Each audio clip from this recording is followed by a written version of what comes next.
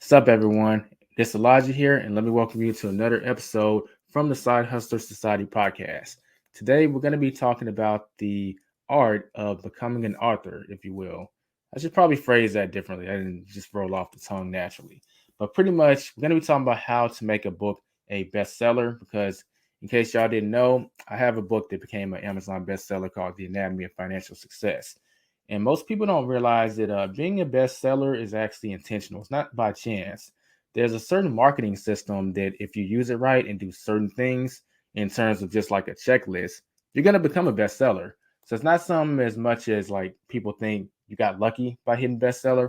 No, it's a planned action. And then from there, you can leverage that status to get even more opportunities in the future. That's why I'm excited to be doing this show with Larissa Soehn.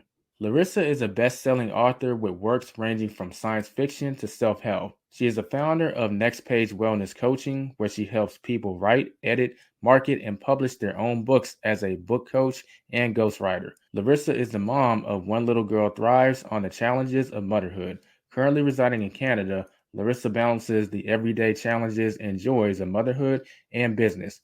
For years, writing has been her favorite hobby, and she was fortunate enough to turn that passion and talent into a career. Now focusing on helping others write stories to boost their own businesses, Larissa has jumped in with both feet and dedicated herself to serving clients that are serious about growing their credibility and their businesses. So, with that being said, let's go ahead and hop into the podcast. Welcome to the Side Hustler Society podcast with your host, Elijah Bilal. This is where you can find out more about hustles that are best for you. And of course, make more money in the process. Elijah has been in the gig economy and freelance space for over 5 years and has done over 3,000 deliveries on Uber Eats. He's an Airbnb superhost, runs multiple YouTube channels, and is the author of the best-selling book, The Anatomy of Financial Success.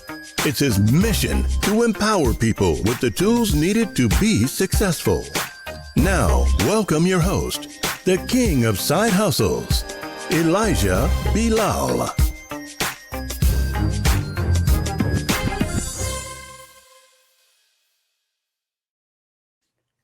Okay, Larissa, we are on. How's your day going so far? Pretty great. How's yours? So far, so good. Just I'm particularly excited about this episode because, as I said in the intro, a lot of people think that I'll just not just being a bestseller, but just being successful as an author is kind of like rolling the dice, like hitting the lottery. Maybe you will, maybe you won't. It just depends on if you get lucky. That really couldn't be farther from the truth. There's systems in place, marketing systems that you put in place that can ensure that your book keeps getting money, keeps getting sales, and keeps getting recognition. So I'm really excited to dive into some of this stuff because a lot of people have been asking me. I was probably going to do a solo show on this at some point, but that's why I'm really glad to have another author to talk about this stuff with because a lot of people are really curious about this.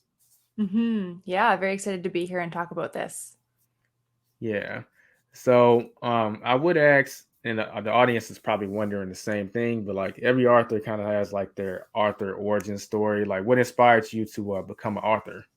Yeah, so I loved writing as a child, and I read something really interesting that the hobby you have between the ages of 7 and 15 is the hobby that will serve you best as an adult. And I found that so true for me. I loved writing as a child. And the sad part about when you enter your teens is you kind of lose touch with what it is that makes you happy. Mhm. And it wasn't until about 3-4 years ago that I rediscovered that passion for writing. And I used it as a method to overcome depression at the time. I needed a way to process my feelings and my emotions in a way that let me step out of my own life. And that's why I chose to write in the sci-fi realm, is because I wasn't writing about me per se. I was writing about someone like me.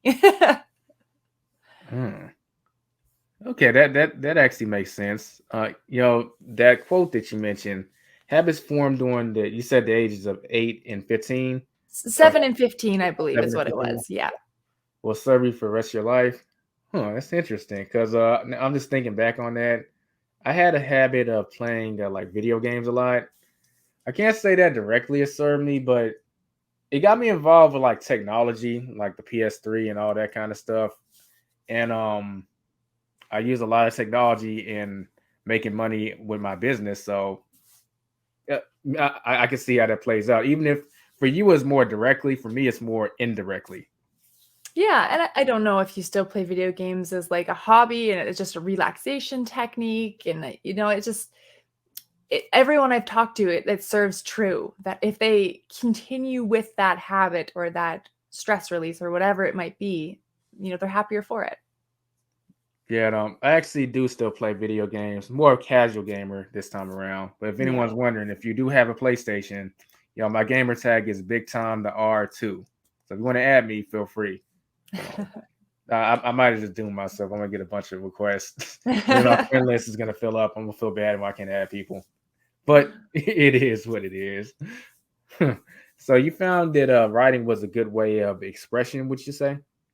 Yeah, so again, in the sci-fi fiction realm, I think a lot of people think there's no basis in reality. Like if you look at some of the fiction books, like my book is a space opera. So, she travels through space and time. She meets aliens, she's in different worlds. How much of that can really be rooted in reality? And in my case, a lot of it is rooted in reality. And so it was my way of processing what was happening to me and my world. And, I had to take this character, and she started out very much like me. She was depressed, she had anxiety, she was unfulfilled. And you can't write a whole book from that perspective. Your character has to grow, right? Right. And so I had to make her grow, and I had to put her through trials that were going to test her and, expand her. And to write effectively from that standpoint, I had to do it myself.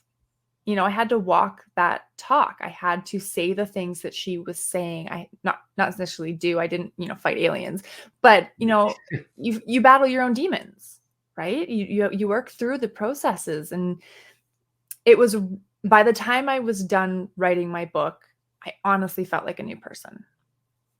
Kind of like reborn in a way. Yeah, totally. And, it didn't stop with book one. I went on to write books 2 and 3 because I became so enamored with who this woman was that I needed more of her. Hmm. Cool. And I'm pretty sure the audience you cultivated needed more of her too, right? I hope so. I haven't published books 2 and 3 yet, but from the reviews of book 1, it's like, okay, when are they coming? Like, we're waiting. Right, right. Huh. Cool, cool. Yeah, a movie wouldn't be any fun like if the main character didn't have an arc that they had to go through and change. So yeah. Yeah. Yeah. Okay. So what would you say is like the kind of moving the needle closer to the marketing? What would you say is the biggest challenge that you faced when marketing just books in general? And like how did you Mhm. overcome that? With my first book, I failed my first book when it came to marketing because I was so new to it. You and I were kind of talking before the show that there's two phases to writing a book. There's the writing and then the selling of the book. I had the writing down pat. I knew what I needed to do there. I had the right resources. I had my editors, I had my publishers, I had all of these things. But when it came to marketing, I was kind of on my own. And I didn't have an author platform. I didn't understand that I needed to, identify who my ideal reader was. I didn't know anything. Hmm. And looking back as a coach now, it's so obvious that I should have hired someone that knew, right? I should have reached out and asked for help because with my first book, I didn't do it justice. It deserved more. With my second book, which I flopped genres into the nonfiction genre with a how to write your book, memoirs, and autobiography. So very different approach than my fiction book. But I knew who I was writing to. I knew how to use my author platform. I knew how to, categorize myself in the self-help or the self-publishing realm. I knew all of these tricks, and it was unfortunately through trial and error with my first book that my second book was able to be the success that it was. Okay. So the first book, from a marketing perspective, what do you realize that not is kind of like a trial, and then like your second book, you're able to course correct based on like what you saw happen in the first book. Pretty much, yeah. And like my advice to a lot of people, because a lot of people's goals is to write a book. Mm-hmm. It's not to write 10 books. Nobody goes in with that, or not nobody, but very few people go in with that. Like, this is Right. one of many mentality. This is, for a lot of people, it's like, this is one in a lifetime. Mm-hmm. And so do that book justice, right? Like my first book deserved better. It did well, but it deserved better. Don't let your book do that. Go in with a plan to hire somebody, plan, if you can't hire somebody, research the heck out of what it is well before you launch your book, like months before you launch your book. Start figuring out what your marketing plan is. Yeah, that makes sense because there's actually, well, we talk about this all the time on the Side Hustler Society podcast, but the school system kind of teaches us to just be employees. They don't teach us these other avenues of making money, like entrepreneurship, freelancing, and there are attributes of those that really apply to being an author and marketing. But we just weren't taught them. So when we go into wanting to do something, and we haven't been taught them, it's kind of like we're gonna make mistakes. And that's part of the reason I've started this podcast. So give these resources and information and make them available to people, so they don't feel like so lost if they do want to try something. But it's commendable because there are people that will go out there and they're willing to fail and then learn from their mistakes and then lace everyone else up with the information. And you're one of those people, so you got to give props to you for that. Thanks. Yeah. So, are you self-published or do you work with a publisher? My first book was through a vanity publisher, so I hired somebody to help me go through the whole thing. So I had a publisher backing me up on that one, not traditionally published. I would never call myself that. And then my second book was self-published, entirely self-published. Okay. Is there a particular, and just so everyone knows, but you may know, but I'm self-published too. But is there a particular reason you decided to go self-published for later books? And even for the first one, not necessarily go with the traditional route? Yeah, and there are a lot of pros and cons to both sides, as you probably know if you explored the traditional publishing realm. I personally am in favor of self-publishing. I know it is a bit of a more challenge up front to get the marketing superpowers and to supercharge that, and the editing and the costs are kind of on you. But what I think a lot of people don't understand is that can happen with traditional publishing too. So if you're a first-time author and you're trying to get into traditional publishing, chances are you're going to need a literary agent. And that literary agent can be really, really hard to find. Again, I'm a stats person. So I heard a stat that the chances of getting accepted, I think it was into Yale, is like 3%. The chances of finding a literary agent are less than 0.1. Oh, good grief. That is just an astounding. So you can be sitting on this beautiful manuscript that is, it's polished, it's ready to go. The world needs to hear it. And you can get stuck by gatekeepers. And you can be stuck for years. And that's why I don't think people's work deserves that. That's where self-publishing comes in, is you're in charge. You get to say when your book is ready for the world, not someone else. Mm-hmm. And I truly believe that every book has a reader. Every book, somebody needs to read your book. And in the self-publishing realm, you are 100% in charge of that. You target your messaging to who you want to. You are in control of what your message is. Like, if you sign with a traditional publisher, you don't own your book. You don't own copywriting of your book. The publisher does. So they get to say, no, I don't like the way it ends. They can change your whole story, right? with self-publishing, you're in control. You own the rights to your book, and you can get into all of the big stores like Amazon, book, Barnes and Noble, Chapters for my Canadian friends, Indigo. You can get into all of these stores with self-publishing, but you're in the driver's seat. So sorry, that was a bit of a rant on why I like self-publishing, but it's true. That's why I chose it. I think a lot of people will agree with you nowadays. The traditional publishing route, it's gotten a bad rap. And usually I use that phrase if I'm getting ready to defend something, but I'm actually not. Because especially nowadays with social media and various ways that you can market your book and build a following, it's like the little marketing that they would, the trade-off in the past was they would do a level of marketing for you, and that's kind of like, this is the only way you're going to really get your book out there. That's just simply not true in 2023. There's plenty of ways to get your book out there, both free and paid. So it's kind of like, well, what other value are you offering? And once you sit down and think about it, I personally have a hard time coming up with other values they could give you aside from, oh, well, we'll do some marketing.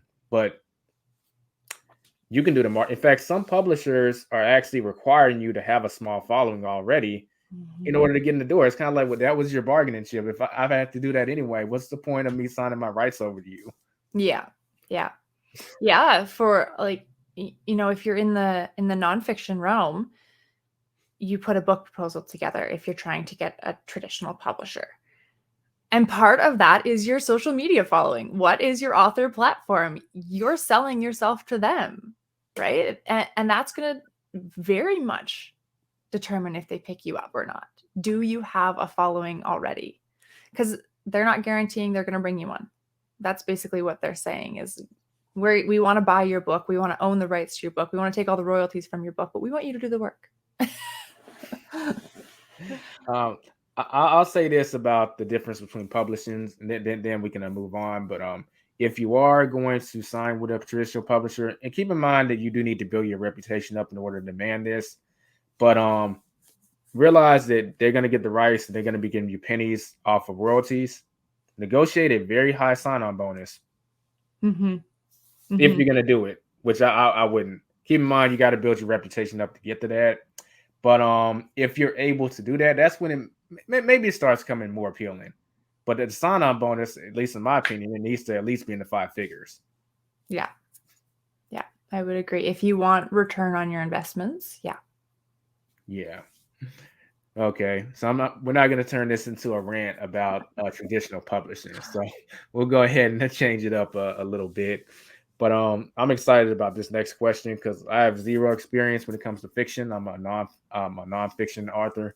So, like, is there a difference in marketing tactics when it comes to like marketing a fiction book versus marketing a nonfiction book? There is. And again, I didn't do my first book justice, so I'm not going to say I have all of the answers. But with the nonfiction realm, you're more tip focused. I find this is what my book can do for you. This is how my book can serve you. This is what you're going to get out of my book. You can't do that with fiction, because with fiction, you're not trying to give lessons or you're not trying to teach. You're trying to entertain. So the mode of your messaging needs to be different. And you need to be really focused in on what the intent of your book is. And quite often it's to entertain, it's to make, love connections in the time of romance. It's to excite in the time of adventure. It's, that you have different intentions. And so getting clear on what your intention is will help you kind of hone in on what your messaging is.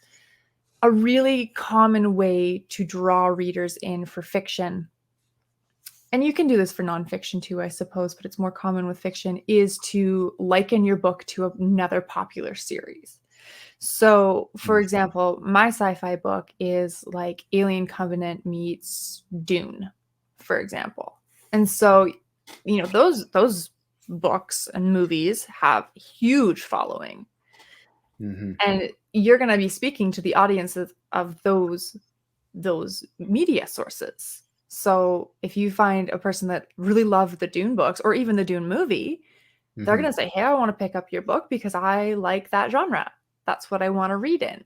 And so it's a little bit different in the self-help realm or the nonfiction realm where you wouldn't do that as much.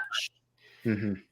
Another tip for fiction is it's kind of hard to give, like, when I talk about my nonfiction writers, we give quotes from the book. Mm-hmm. And we give like summaries, chapter synopsises, kind of a thing. Like, here's what you expect. You can't do that with fiction because then you give spoilers, Right. right? So you don't do that. But quotes are really good still. Like, if your book is a romance or, a spicy book, give a spicy quote from your book. Draw them in. If it's an action, introduce a character. Like, this is my character. Here's what she goes through, kind of a thing. Give a little bio for them. Bring them into the details of your book without bringing in the story of the book so much, so that they get introduced to what the feel of your book is going to be, what the energy your book is bringing to the table. You don't do that so much with fiction or with nonfiction. It's more of a feelings thing with the fiction books. Okay, that makes sense. Because for people listening, this will have an influence on how you write your copy in terms of like your descriptions on the platforms like Amazon and Google, or like wherever you're listing it. These differences will have an influence on how you're going to write that. So just keep that in mind. I'm not going to pretend to have any expertise in fiction. Listen to what you just said, but I can definitely vouch for the nonfiction part where you can kind of flirt with the reader, so to speak, in terms of what's coming up. You're just not going to give them the elaboration and details, but you're going to allude to like, hey, we're going to talk about this and drop the jewels. But that would probably be problematic for fiction. So you want to go about it like she said. Yeah, like introducing your characters. If you're writing in standard, the 5 points, the introduction, the build up, the climax, the fallout, the resolution. When you create your, like you said, your Amazon summary, or what you get 300 words or less to sum up your book. And that's the same in both genres. You get very little time to say what your book is about. So take a hit list item from each of those 5 categories and lump them into one. This is really rapid fire what happens to your book. Leave out the resolution because you don't want spoilers, but take them through what's going to happen, what they can expect, and really include the intent. Come back to the intent. Are you here to entertain? If your book is humor-based, then your summary better be humor-based too, because that's what's going to draw readers in. If it's a thriller, you're going to write from a thriller perspective for your bio, your summary. Makes sense. So a lot of people will probably be wondering, we had talked about like leveraging social media for the marketing of your book once it comes out. In what ways would you say you've leveraged social media to help market your books? So I'm going to speak exclusively to my second book because with my first book I didn't. Whoops, my bad. But my second book, I had 3 main platforms that I was using. I used Facebook, I used TikTok, and I used my email list that I had grown. And you can also use Instagram, and you can also use LinkedIn if you're in the professional side of things. I opted not to. And the reason I did that was because when you're marketing, it can be very overwhelming if you pick even more than 2 places to market your book, because your messaging needs to be slightly different based on your platform and who your audience is on each platform. So for example, my TikTok audience is very much fiction writers. Mm-hmm. So when I was marketing my how to write a book, memoirs, and autobiographies, I was not focused on the memoirs and autobiographies piece. I was focused on the writing skills and the marketing skills that you get from the book. Other than, memoirs and autobiographies being in the title of my book, I think I mentioned it like 3 or 4 times on TikTok of the hundreds of videos that I posted about the book. It was a really quick, hey, here's the title of my book, and then launch into a skill you get from that book. So that's how I leveraged TikTok. And then Facebook, I was speaking to an entirely different audience. I was speaking to, people that had probably never written a book before and had barely considered writing one. So my messaging was extremely different. I wasn't even really targeting them. I was targeting, honestly, their parents, because my audience is, that 30 to 40 zone. That's where most of my audience is for Facebook. Mhm. They're not generally the ones that are out there wanting to write memoirs and autobiographies. They might be in the memoir stage, but autobiographies is a lifetime. And, they're only partway through their lifetime. It was their parents that I was targeting. So my messaging was, do you know your parents' story? Because they Mhm. have one. Do you know it? And, you know, do you want to hear it? They have to say, here's a great gift for them. And I was right before Christmas. My book came out on December 1st, and I sold hundreds of copies on that message of, this would make a great gift for your parents, to get them writing their story, to leave their legacy item. So you can see how my messaging was entirely different based on the Mhm. platforms I was using. You just dispelled a common myth in the author community. A lot of people, like, they may be planning a launch, and if it's around the holiday, they'll consider pushing back the launch. But a lot of times the holidays don't make that big of an impact unless it's the other direction. They could actually help. In this your case, that clearly helped. It did. It did help of like, you probably know it's so hard to shop for your parents. What do you get them, right? They're in their 50s, 60s, 70s. They've got it all. They're just here for another Christmas. Give them something that's going to leave a legacy, right? And so I definitely leveraged that aspect hard. Yeah. Yeah, and you hit on something that's pretty key. That each platform has a different type of demographic that it's mainly known for and use. Like TikTok is mainly young people on there, usually under 18. Instagram has a more female demographic. YouTube, there are more males on YouTube. Facebook, it's more young adult based. So like you could tailor your marketing based around which platform is on there. In fact, you can get really intense with your marketing. If you, we'll get into this later, but assuming like you have a beta group that has read your book and given feedback and that kind of stuff, you can conduct a survey on like what you liked and what you didn't like, etc. And divide the demographics up so that like who's male, who's female, all that stuff. It'll give you data points. So when you do your marketing, well, Instagram is heavily a lot of women on Instagram. That's the more higher demographic. So you take that in consideration when coming up with your marketing plan for Instagram versus YouTube. There are more men on YouTube. So you could have a different marketing perspective on YouTube. You can get really analytical with that if you want. And if you Mhm. do, it'll give you dividends in forms of royalties. Yeah. Yeah, exactly. Yeah. Yeah. So speaking of launch plan, that would be my next question. But I'm assuming you probably did some form of a book launch each time you came out, like with a new book. Could you describe like what was your launch plan? Like, the book is written, it's done. You got the cover done, all that good stuff. So you're putting together your launch plan. Like, what does that look like for you? With my fiction book, I focused really heavily on pre-orders.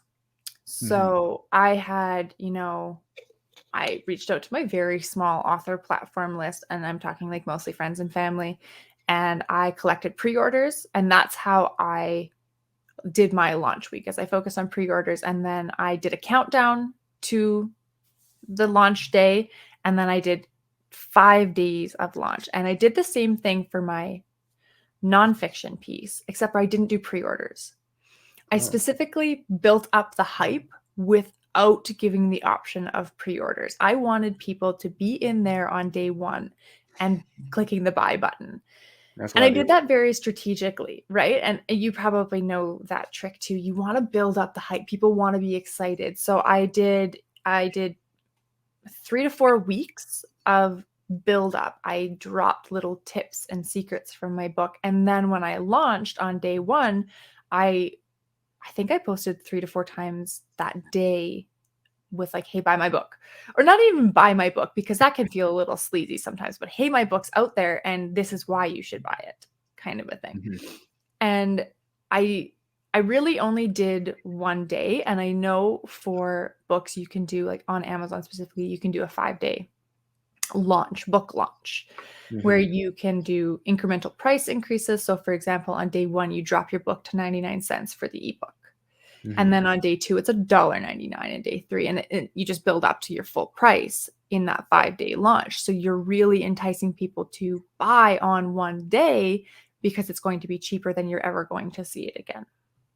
I opted not to do that because I leveraged my author platform so thoroughly, and it leaves room for me to do another soft launch in a couple of Mm-hmm. months if I want to. I can redo the whole thing and, push my book back up to bestseller again. Gotcha. So different tactics for, well, we talked about that, but like, I find it interesting, like for nonfiction, no pre-order, like want everyone to, get the book on day one. Obviously that shoots you up in the algorithm, gets you bestseller. But for fiction, like pre-orders were a thing. That's kind of interesting. Um, Yeah. And I think it's just because with the nonfiction genres, like in the categories of Amazon, and I'm sure you know the categories game, yeah. you could get so specific with your nonfiction genres. Like literally, my book went into a bookmaking and binding category. There's like 12 books in that category. So the chances of hitting bestseller are pretty good. Right. But with fiction, your categories are a lot broader. Like mine went into fantasy. Well, there are millions of fantasy books out there. Mm-hmm. So the likelihood of me getting to bestseller on that status or on that particular book was just, I would have had to do a lot more homework than I even knew I had to do to get Mm-hmm. bestseller for that book. Makes sense. Yeah, that makes sense. And my next question was going to be, did you have some kind of magic trick that you used to achieve bestseller status? We may have just talked about it, but let me know if that's it or if you had something else you wanted to say. That's it. The categories, you got to play the game of the algorithm. In my coaching programs, we do Amazon just because you have so much control over what you can do. Mm-hmm. My number one lesson that I would, tell people is set a launch date and then publish your book a week before, because you can't do certain things in Amazon until your book is published. Just don't announce that it's live. Just don't tell anybody that it's there. It'll sit there for a couple of days and then you'll launch on December 1st in my case, and that's when your sales will all start coming in. If you don't tell anybody the book doesn't exist before December 1, then nobody's going to buy it. Nobody's going to just stumble across your book and find it. But you need to have your book live before you can set the categories. Yeah. And so don't wait until launch day to do that because you will miss out. Mm-hmm. Speaking on the categories, if Amazon changed this, that would be awesome, but I don't think they have. They give you 2 to start out, but you can have your book in up to 10 categories, but you do need to manually put in the request or give them a call and tell them what you want the categories to be. So audience, just keep that in mind, because the more categories you're in, the more chances you're giving yourself to be a bestseller, number one. And number two, it just helps with the outreach, because there's several categories out there in whatever you're writing. Like as an example, like I became a bestseller in the personal finance slash budget slash money management slash budgeting category. But my book was in 9 other categories. So when it dropped off of being bestseller in the budgeting, it was bestseller in another category. Like the growing and the Kindlepreneur, he's a pretty popular YouTuber that goes heavy into how to become a bestseller. He has a software that lets you look at categories and stuff. The name escapes me, but I'll leave it in the show notes. Yeah, when it comes to these categories, you just want to make sure you do your research, because you want to have at least there's 3 categories. There's the niche category where it's easy to become a bestseller, the kind of mid-range category where it's a little challenging. Then there's the broad category where you probably have a small chance of becoming a bestseller. You want to have a mix of all of them within your 10 categories. The niche ones are to make sure you become a bestseller, and the other ones are more so for visibility for your book. Yeah, totally. So when I went through mine, I think I pulled I didn't do all 10. I think I did 6 categories. And in my coaching program, we get a really specific formula of what you are looking for when you're picking your categories. Because you're right. The first 2 you pick, you want them to be really bang on for the visibility. You want your book to, be put next to books that it's similar like to. And then you want to go with the really random ones like mine, bookmaking and binding.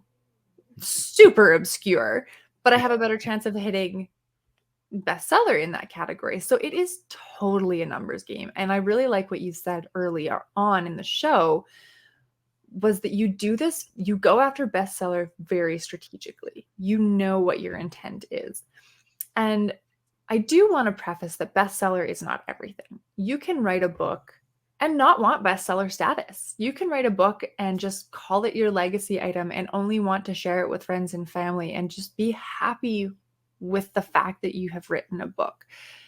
And what I learned by becoming bestseller status was that it had nothing to do with my writing. And that sucks. It sucks. Like my book was bestseller before anybody had read it. Like, I had my, the 5 people that were my proofreaders and my beta readers had read it. And, they left reviews really early on. But before people had my books in their hands, I was bestseller status. So when you hear someone say, "Oh, I'm bestseller," be like, "Yeah, good for you. You played the numbers game." I think that's just a perfect testament to the 2 phases, like writing and marketing. The marketing, it's funny that they're related to each other, but they're kind of not. Because you just mentioned that you can become a bestseller technically before someone's even picked up your book. Yeah, I know. I was so excited to receive bestseller status until I realized what it meant. Well, I will say this. If you achieve bestseller status from that point forward, technically you are a best-selling author. So you can use that reputation to get more opportunities in the future or near future, whether it be like getting on more podcasts, maybe potentially even getting on television. And just that recognition of being a best-selling author, it carries a certain weight behind it. So it's always good to have from a reputation perspective. Absolutely. But with that being said, like not everyone necessarily might want like a reputation, or then that might not be why they're doing it. They may have other reasons. So just keep that in mind. Like if you have other reasons for it, like don't feel bad if you don't achieve it, because like we just talked about, it's very intentional. The whole randomizing of, oh, I might hit it, I might not, like that's like 10% of people. Everyone that's a bestseller, they had a direct plan to be so, and they did direct things to do it. Yeah. Oh yeah. Yeah, I really like what you said there because my coaching clients, they write business books. And so their whole intention is to build authority and credibility. So we do go after bestseller every time. That is our goal. Because like you said, you ride on that wave, because unless you're in the author world and you're listening to this podcast because you want to become an author, use it as a side hustle, you have that nugget that bestseller status, only means so much. Others do not. The other 98% of the world sees bestseller status as like, oh my gosh, you must be really good at what you do. And they are, glamour and glitzed by that title. They really are. And so if you're looking for media coverage, if you're looking for speaking gigs, you want to go for bestseller status. I mean, author status is enough quite often. You can say, by saying you're an author, before I hit bestseller status, I was writing articles for news outlets that had nothing to do with my genre of book. I was in sci-fi and I was writing self-help blogs and journals because I was writing that author status. Now that I've hit best-selling status, I'm getting more speaking engagements. I'm coming on more podcasts and things like that. So author is step 1, best-selling is step 2. That's actually a good side tie-in into like a freelancing, because we've had a show on being a freelancer. And if you're like, let's just forget bestseller for an instance. If you're just an author, like she said, you can use that as a form of credibility. If you have a published book out there, to get more freelancing opportunities to write articles in your niche. And obviously they're going to pay you for these articles, whatever your rate is. You can actually use that to negotiate a higher rate sometimes.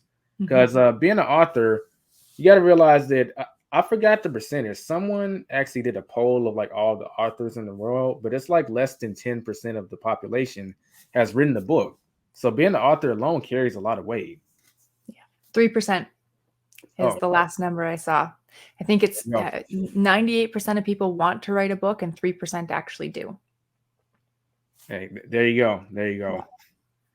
So I will say we'll circle off into some of these other platforms because I love Amazon, but they are not the only rodeo in town. Thank God. So I would ask, do you have your books listed on any other platforms like Google Books or iBooks? So my first book I went through Ingram Spark, which does a wide distribution to a lot of places. So you can find them in brick and mortar stores and you can find them on a lot of I don't know specifically about iBooks. I actually think that not through Ingram Spark. But I won't speak to it too heavily because I don't actually know the details. That's why my coaching program focuses specifically on Amazon because that's the most user-friendly. And honestly, what I found with my first book, because I went through Ingram Spark, but I used a vanity publisher. So I didn't actually do the uploading process and stuff like that. They did all that for me. So that's why I'm a little hesitant to speak on it. Right. But the platform you choose. So I got mystified and, again, that glamour and glitz by like, oh my God, my book could be on the shelves of, for me, it's Chapters. Mm-hmm. Unless that's how you're marketing your book, that is not where your sales will come from. And what I mean by that is I exclusively market my book through Amazon. So yes, it's available through Chapters and through Barnes and Noble and all of those big sellers. I don't market it that way. I don't have links to those sites. I don't have any reviews on those sites. It's all through Amazon. So by going through Ingram Spark, I really didn't gain anything because it's going to be where you send your people to that they buy your book from. Right. Okay. And do you utilize KDP Select when you launch a new book? I do. Yes. Yeah. Okay. Could you tell the audience a little more about it? Because I actually didn't, because KDP Select, you got to be exclusive on Amazon for 90 days. I actually didn't care much for that because I did want to make the book available for Google and iBooks, but that's because I used a different marketing tactic. I left it on Amazon exclusive for like maybe the first 2 weeks to get the bestseller status. But after that, I made it available on these other platforms because there are some anti-Amazon people out there that they won't get something if it's on Amazon. So I just made it available on those other platforms. And I will say that Amazon sales for me are like more sporadic, but my Google book sales are the steadiest. It's like, it's pretty interesting. But yeah, like as far as a KDP Select, could you speak on like your experience of using it? Because it is a good tool to use if you are just going to be focusing on Amazon. Yeah. So there's a couple of like watch out fors, I guess, if you're going to be publishing your book in other ways. And the one thing that I think it draws a lot of people into Amazon is that you can get your ISBN numbers directly through them. But as soon as you get an Amazon ISBN number, you are essentially signing up for their services 100%. Yeah. You cannot sell your book anywhere else. As an American author, you have to buy your ISBNs, which can be pricey. And so a lot of people are enticed by Amazon's free ISBN offer, which does limit you to publishing on Amazon. I will preface that if you're a Canadian author like me, you can get ISBN numbers for free. So yay, Canadians. You succeeded in making me jealous. Yeah. Not to make you jealous, but it's free over here to write books. So I am not actually, I guess when I didn't do Amazon KDP Select, I'm not stuck with them. They're just the only ones I chose to go with, if that makes sense. Right. Yeah. Okay. Yeah, she's not kidding about those ISBN numbers. Like I got 10 of them just because I didn't want to have to think about it when I wrote future books. Each version of your book needs its own ISBN number. Like you need one for the ebook, you need one for the paperback, you need one for the audiobook if you're going to do that. So yeah. Or you can just move to Canada and get one for free. Yeah, that's right. They're free over here. They just give them away like candy. Oh, that's awesome. Okay. So I normally ask my guests like the full-time potential of whatever we're talking about because some people they want to remove the word side away from the word hustle and just become like a full-time hustler. So let's say someone has a talent for writing, whether it be nonfiction or fiction. In your opinion, like is being a full-time author like practical and feasible as long as you have the writing capabilities? Want to say yes, I do. I think it depends on how much you're willing to put into marketing. If you are going into this full time and you have an author platform already and you are ready to push your work, then yes. There are people that make thousands of dollars a month off of their books. But I know for a fact their full-time job is marketing that book, right? Their book is not just selling itself, unless you're someone like J.K. Rowling or Will Smith's new book, for example. Like you have Or this Dave amazing, Ramsey or Robert yeah, right. Kiyosaki or like these are people that they have like these podcasts that get like millions of views a day and like they have a marketing funnel that they spent years building up. Don't get me wrong, but they're just receiving the benefits of that since it has been built up. So yeah. Yeah, they're riding the wave of their name. A lot Mhm. of us, that's not the case. And that's why, with again, my one on one coaching container, I focus on coaches writing books to boost their business. That's my Mhm. whole methodology. I don't go outside of that genre. Their books do not directly, they could never retire off of their books, but they make sales on their books. So they sell a book for $10, that's $5 in royalties, whatever, Mhm. $4 in royalties, but they sell a $5,000 program off of that book. That for Right. me is where the money comes from. So their book is a side hustle that leads into their big hustle. Hmm. So yeah, they use their book as a conduit to get leads for their courses or for their services that they offer. Yeah. Yeah. And it's such a, I could talk on this for hours, but Mhm. when someone is like hesitant to invest, let's say $5,000 up front into your program, but they're willing to hand over $10, you're vetting those people. These are the people that are already willing to invest a little bit, and then you get to sit with them in your book, in the form of your book, for hours as they Mhm. learn what it is that you do and how you can serve them. And then by the time you still haven't met these people, they've only bought your book. By the Mhm. time they're done your book, they're picking up their credit cards for your $5,000 program. Right. One of my contacts said writing a book. He's a recent author. His book released a few months ago. He said, the awesome thing about a book is it can be a funnel and a filter. So it can funnel Yeah. people in, but filter people out too. As long Yeah, as if you they're have not like willing to buy your $10 book, then don't waste your time. Like, plus I'll just call it for what it is. People who read books are more literate. Those are people that are more actionable people. They are committed to sitting down, reading a book, which has so much value in it, absorbing that value. That's the type of person that makes a great student or makes a great. They're the type of person that they're ready to make a change in their life. yeah. So those are the type of people you're going to be getting. As long as you have some kind of call to action in your book on like what the next step is, on how to get your service or product or course, a lot of them are going to do it. Yeah. Yeah, that's right. If they're willing to invest the hours that it takes into your book and they make some of the changes in your book, they're great clients for you. Yeah. Okay, Larissa, we're gonna start wrapping up the podcast pretty soon. But I do always ask my guests like if they have any questions that they want to hit me with. But my audience has banned the question of like why did I start this podcast because they've heard the answer a few times. So do you have any questions you want to hit me with about anything? Me personally? Yeah. No, I don't think so. I've listened to a couple of your shows. I love the theme of them. I like that some of your listeners are trying to drop the side to the hustle, and go more full time with these, because that's exactly what I did. Hmm. Writing was my side hustle. And it wasn't even a hustle in a sense that I was trying to make money. Like I said, I was just trying to recover and heal.